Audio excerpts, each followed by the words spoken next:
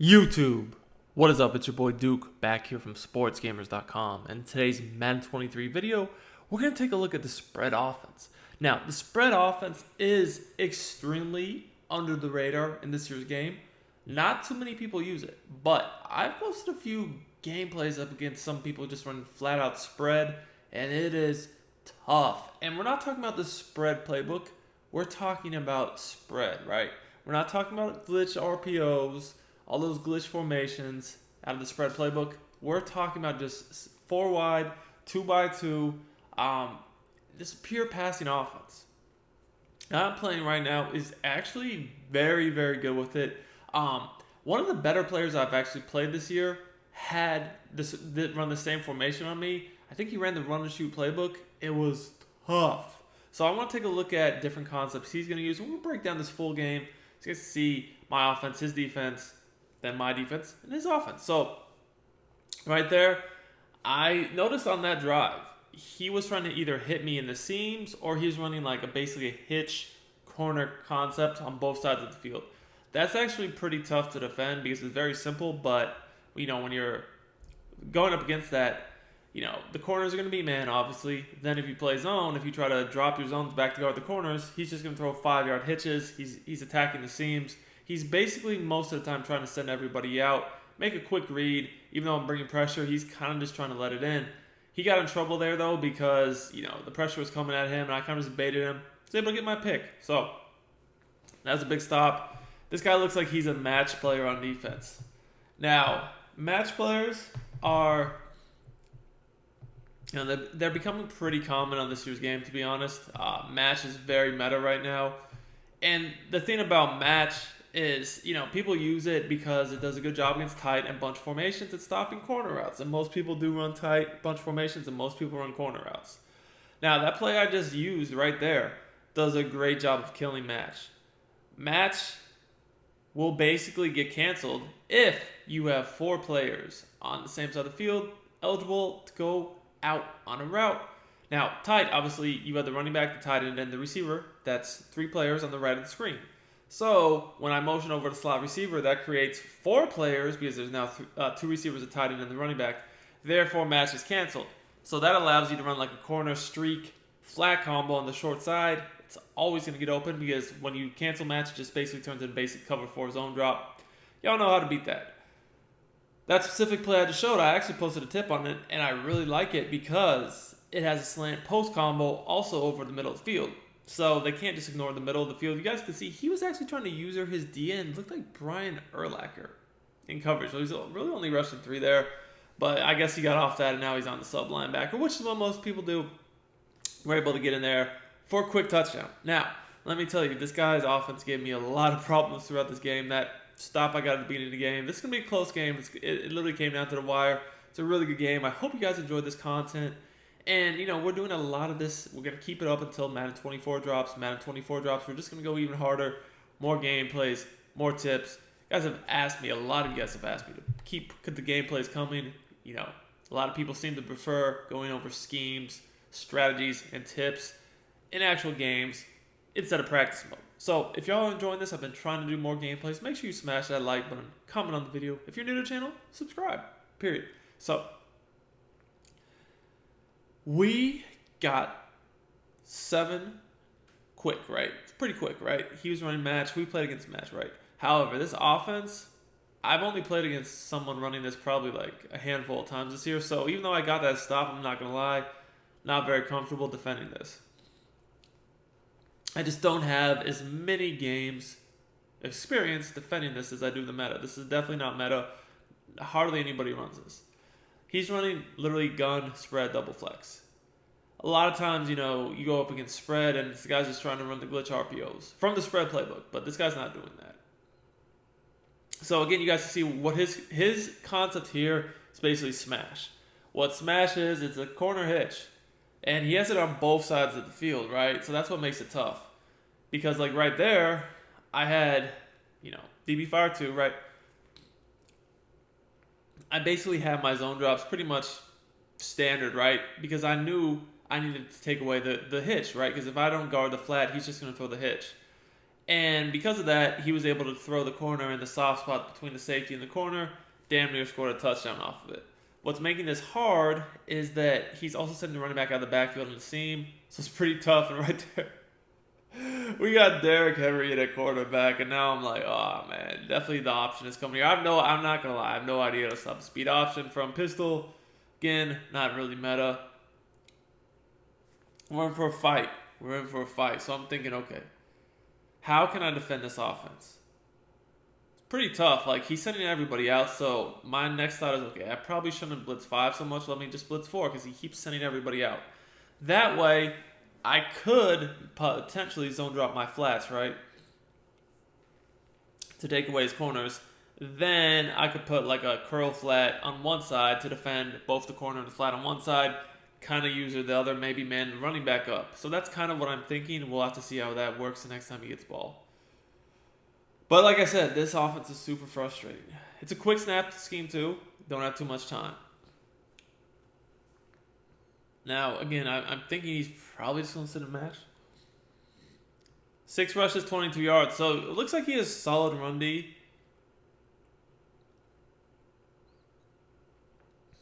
It looks like his run D's not bad, but I don't necessarily love it. You know, all he's doing is basically pinching his line.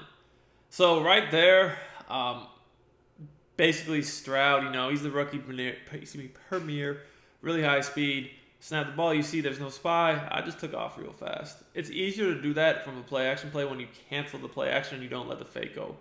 Now, I will say one of the easiest ways to beat guys that play like this, whether it's match, cover 2, 3, whatever, the guys that just want to rush 3 or 4 guys and they're not really blitzing you, right? They're just rushing their D-line.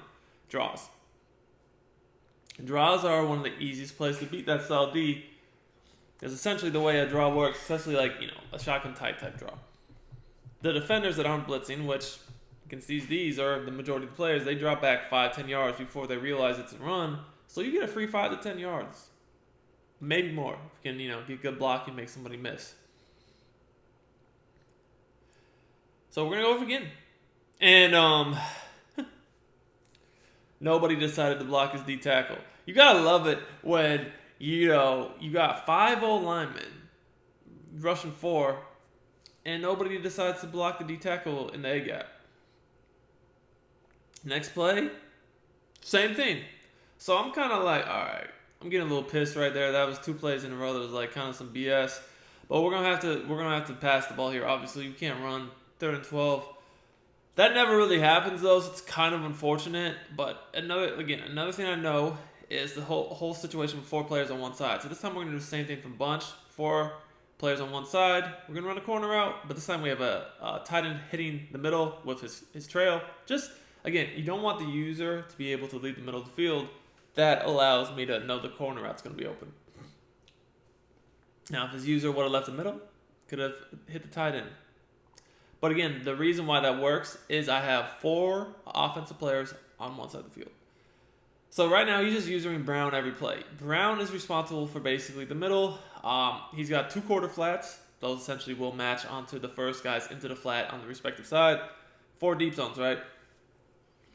Now, with his deep zones, he's using those to try to counter the corners.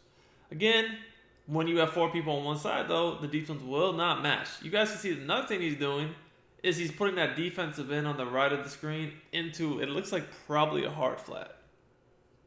So he's actually only rushing 3. He's not even pitching his D-line after time. Like, this is the type of player that you really should be able to run the ball on.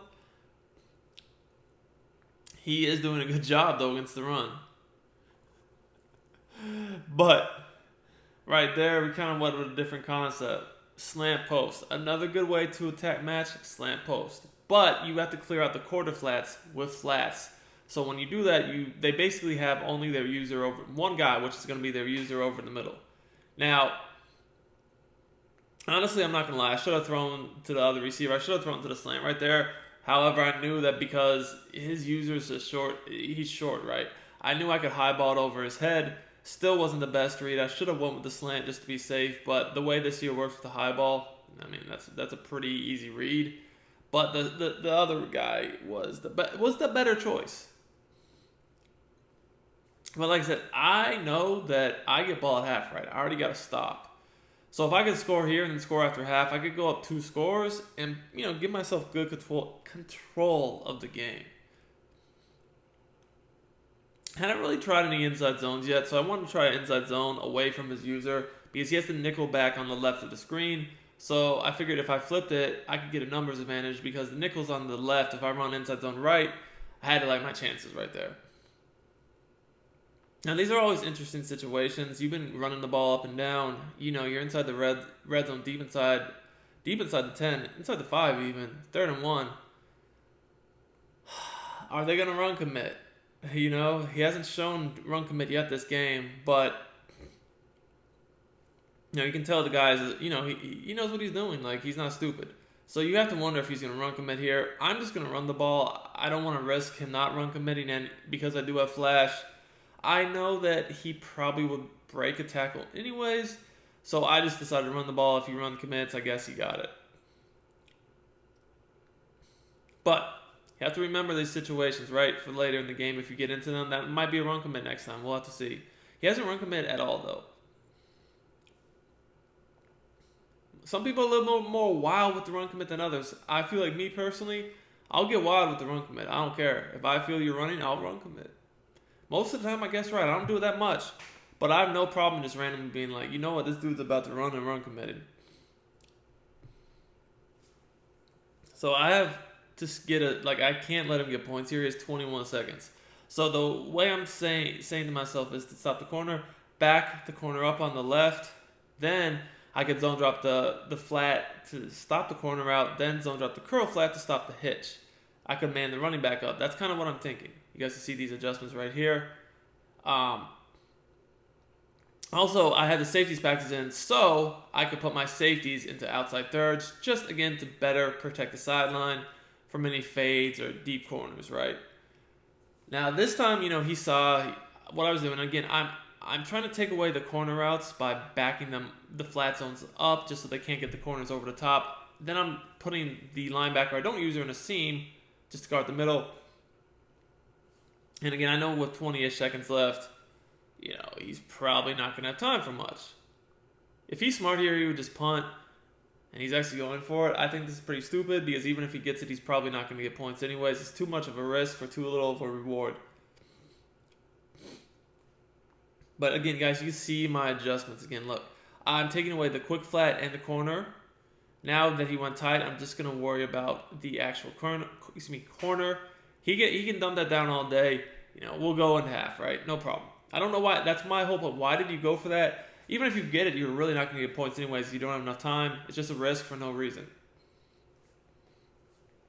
Like, you could easily get sacked, and then I get a free field goal right there. Just not smart, especially considering I get ball at half. You don't want to take that risk right there. So he's in a position right here where really he needs to play some defense. I have been running the ball, not crazy effective, but enough to at least keep him honest and make the pass. Again, I don't always have to break huge runs, but just the threat of it, gives myself always easier opportunities to pass the ball. Because if I'm at 3rd and 2, I need to pass. It's way easier than, getting sacked and being at 3rd and 20, right? I can do anything. I can run, throw a flat, quick read over the middle, seam, sideline, deep corner. Literally have the whole playbook open. The other thing about running is that makes it so they cannot pass commit. When guys pass commit this year, if you run, they're going to get screwed. But if they pass commit, you just keep passing, it actually makes their coverage and their pass rush more effective. So I just feel like this year's game, you've got to at least have a threat of the run. There'll be games where I'll run for 200 yards, right? There'll be games where I struggle to get 100, but in the day, it just makes playing offense easier. I just don't feel like it's smart to drop back and pass every play, especially guys playing like this, because he's not really respecting the run. He's just playing a solid coverage defense. He's worried about the pass first and foremost, and he's kind of just giving me the run. Granted, he's still playing good run D, but this is a pass-based defense, right? So if you're going to play the pass, I'm going to have to at least get some runs. You feel me? All right, so another way you can beat match. Post over the middle. So I cleared out the deep zone with that deep corner. Had a little flat post action. Pretty easy way to attack it. Again, remember, If you can clear out the matching deep zones in the quarter flats, the user is the only guy over the middle. Literally the only guy. So you can occupy the user. It's pretty easy to attack. And finally, he switches to Tampa 2. I was not expecting that, but I did notice that the corner on the outside left of the screen was dropping back. So that's why I just threw it quick to the flat. I mean, 5 yards is fine at this point. This is now like a situation where I could run slant post from trips, which is pretty much one of my favorite things to do down here. Or I could run inside zone. I have the flat wide open. Wide open. Wide open. Wide open. Like, I got to throw that. I don't know how I missed that. I'm actually just blind. Like, so bad. That was a free first down. Probably get myself down inside the 5 because there's just nobody near me.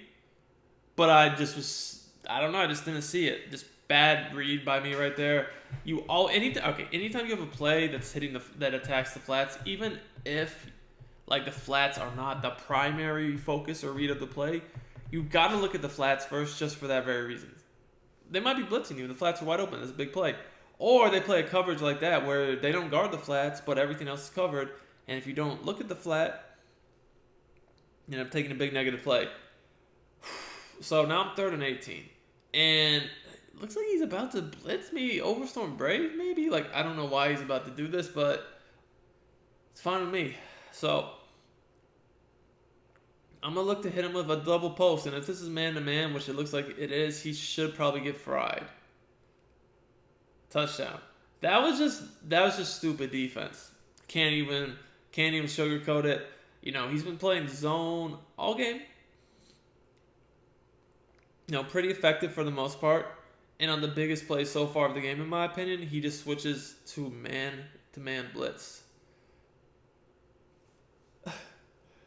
Number 1, I have threat detector. I can see you're blitzing me. Number 2, you've been playing zone all game, so probably you don't have man-to-man abilities at your DBs. Number 3, it's 3rd and 18? That all-out man-to-man blitz, more vulnerable to a big play than your just basic match coverage. If you play your match coverage, you don't get beat by the sideline. You watch for my motion. I mean, probably have a pretty good shot of not letting me get 18 yards and putting me on 4th down and making me make a decision. Just don't like that play call at all. But this is really what I've been struggling with, is stopping this. So again, guys, you can see what I'm trying to do.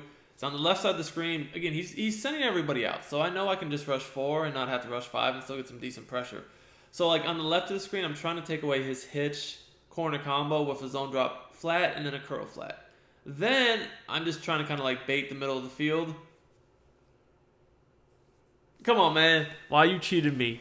So I'm putting my sub linebacker, I don't use her, in the middle third. My safeties are in outside thirds. The safeties in the outside thirds, they just held better on the sideline. The inside third, the middle third, he's going to guard seam.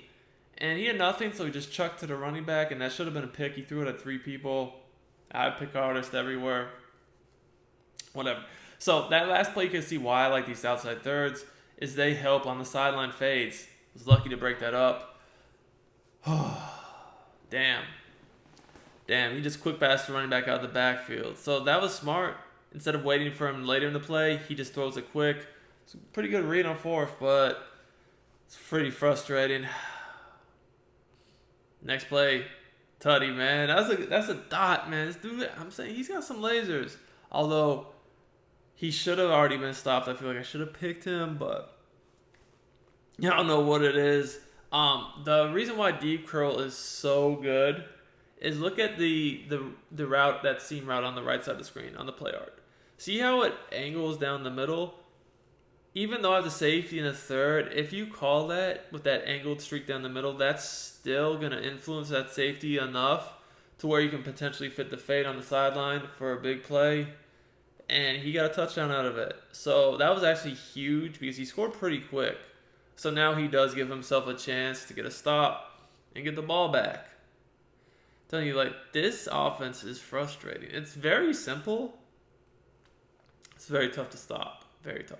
Again, you see he's not even trying to block my blitz. So, I mean, I'm getting pressure every play. He's just dotting me right now. So he's making me worried about the smash combo. Again, the hitch corner. He's got the running back quick out of the backfield on the seams. Now he's got that little sideline fade. It's a tough play. Definitely a tough little scheme. He's basically running 2 to 3 plays on me, 2 to 3 route concepts right now. He doesn't even have a run game, but yet it's really tough to stop. You guys can see, I mean, I've got one stop so far. Could have got another, but it's been tough. Now, I know he has all his timeouts, potentially the 2 minute warning. So what I need to do here is just control the clock. I don't necessarily need to score. Like, sure, if he gives me a touchdown, I'll take it. But I just need to make sure I move the ball, control the clock. And even if, I let him get the ball back, hopefully I burn enough time to where he won't have, he'll basically have to onside me, right? That's the whole goal. So I'm going to chew clock. And after this play, we'll go to the 2 minute warning, right? That's the goal. So he's done a good job with the run D. I'm not going to lie. I've been able to get solid runs here and there, but I have not really broken anything huge. The one thing I've noticed, though, is his middle of the field defense is not good. If I use a post slant over the middle from tight seams, it's kind of like cheating. Same spot shake. You just put the outside left receiver on a post, the outside right on the running back side on the slant. You have a seam. You have two wheels. Just read the middle of the field. Now, 1st and 10 right here. I want to try to just, again, get this clock going. Whew. Let that boy flash is a beast. That's probably my best run in the game so far. And honestly, it was just flash breaking a tackle. We might have could have scored there. This looks like Overstorm Brave, by the way. All right, maybe not anymore. But notice how when we broke the huddle, his safeties were closer up in the box than normal. That means cover 0 blitz most of the time. Now, he changed it up last second there. He showed blitz, right? Single high safety. So that made me okay. Cover 1 with the single high safety, and I broke counter, man. Finally, I broke a big one. That's what I'm saying. Even if you haven't broken the big runs all game, you stick to it. That's all it takes is one. I did my job there. I mean, I got basically 2 minutes burnt off the clock. He still does have all his timeouts. So the thing is here, this is the goal. No big plays. No big plays. Honestly, what I should do after I saw him hit me with that fade on the sideline last drive is I should stop playing the defense I'm playing and I should just man everybody up. I should run DB fire, but instead of putting the safeties in the outside thirds, I should man them up, right? I should start manning up the safeties so he can't beat me with that big sideline fade pass. And oh my gosh, y'all just saw I had the wrong adjustments. And I gave up a huge play because of it. Somehow I had my safety going to the left on the right of the screen instead of going to the right. I was trying to play a hybrid cover 3, and I just messed everything up. We got to cover it a little bit better here. And still, he hits me on the side. This is what I mean. I am messing up right now. I should just be manning my safeties up to take away these deep sideline passes because as long as I don't give up a big play, he's dead. And I just did the one thing I couldn't. I gave up the big play again. If we could hold him here, that'd be great. He's trying to hold on to all of his timeouts, so after assuming he scores, he can try to get a stop. He doesn't really have anything. This is really great defense, and that's the golden ticket, Lamar. That was a nice scramble, man. He had nothing, so said I got golden ticket, Lamar, man. I'm gonna get in the end zone, and he really had. I mean, he took too much time, even though that was seemed like a quick drive. Still took too much time, man. He got 20 seconds. So I think he has to onside me here, because even if he just kicks it off. Stops me, I mean, he's going to have 10-ish seconds left, no timeouts. Don't really like the odds of scoring a touchdown like that. I think you need an onside. And that's what he's thinking. Man. And that, I guess he's technically still in the game. He can get a stop right here, sure. But, I'm going to be on conservative. Make sure I don't fumble. Run the ball 3 times. Even if you stop me, I mean, again, you're going to be under 10 seconds at that point. And I'm in field goal range, basically. See, that's the other thing about it. This year's game with the kickers, I'm in field goal range already. So,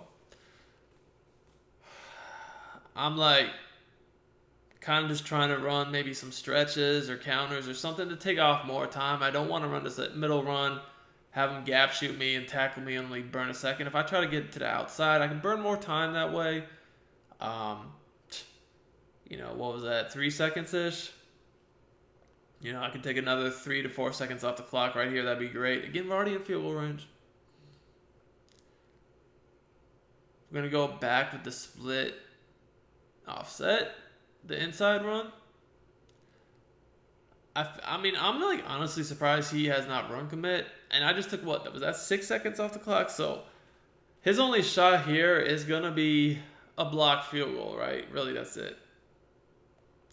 So y'all might think I'm wild for this. I'm thinking about faking it and just being toxic. Let's see. See, I see he's trying to block it. Look, with the threat detection, you can see that they're all coming, right? So I'm going to be toxic. I'm going to fake it. Why not? I got Ronnie Brown quarterback. With Joe Montana, Gronk. And he still catches me. But hey, man, that's going to be it. GG's in the chat. Till next time, it's your boy Duke. And I'm out of here.